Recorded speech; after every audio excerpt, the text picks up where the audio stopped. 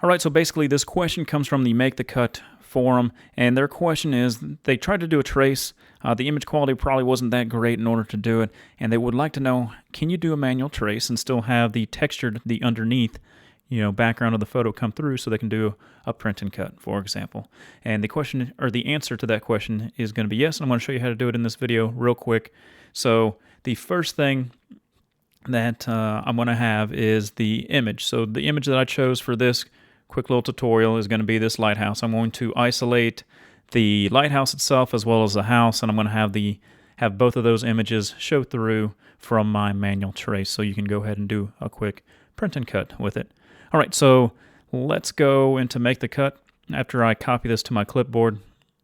So I'm going to go to Copy Image, go back up here, and I'm going to go to Pixel Trace. I'm going to paste it, and automatically it comes up with Pixel, Luminance, Threshold. I'm going to set to 255. Okay, and I'm going to hit Apply Changes. The next thing I need to do is I need to Texture Path. I'm going to hit Apply Changes there again. And as you can see, it imported basically the whole photo. And that's exactly what I need, so I can do my manual trace. All right, so I'm going to import it. I'm finished tracing. I'm going to delete all these excess layers. And I'm also going to, I need to have this image block right here. I need it all the way in the top left corner. So the X up here, I need it to be 0. And the Y, I need to be 0 as well. So that shoved it in the top left corner. And then I'm going to lock that layer because I no longer want that to move or anything. Okay, so now I need to add a new layer. Over here in the top left, if you don't see your node editing tools, they're right here. Click the left and they'll show up. And you can start using the Bezier curve tool here. And that's what I'm going to use to just draw these rough shapes. Now, I'm just clicking and dragging.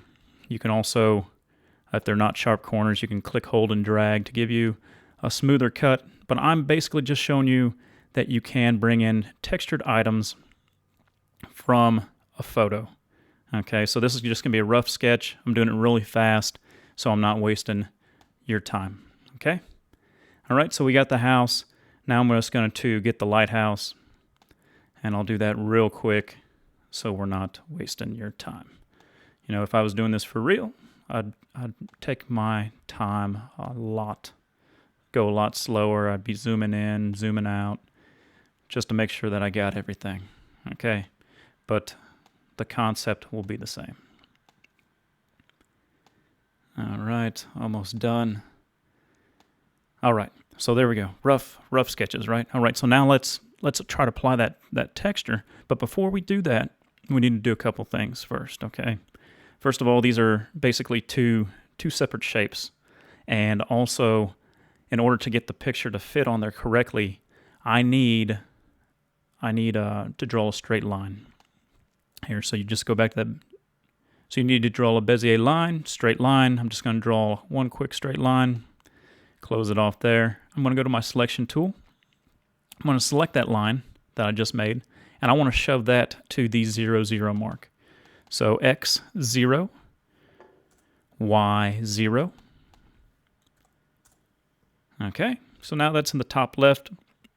Now we got to make sure that that background layer is still locked, and it is. I'm going to select everything, and I'm going to hit Join. And when I do that, I can now right-click all those shapes that are still selected. I can go to Change Color Texture Lines, select a texture, and because the item that I've traced is already on my clipboard, basically, I can choose that. The thing that you want to make sure is your scale is set to 100 because that's what you brought it in as, and you hit the OK button. And there you go. That is how you can get that little shape there. As you can see, it's a pretty good shape, pretty good image that we got from that.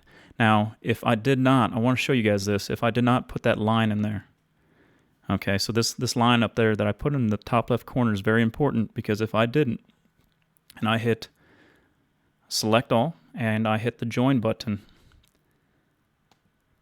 and I try to do that same thing, apply texture, select lines, select texture, and I do the same exact thing, hit OK, you'll see that everything is shifted.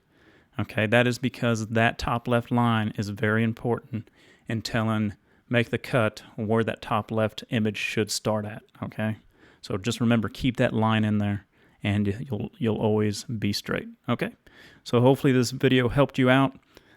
Feel free to subscribe to the channel of Scrappy Doo. It's free. That way you'll be notified whenever we come out with new great videos. If this helped you out, give us a thumbs up, share it on Google, share it wherever, and we'll see you next time. Thank you.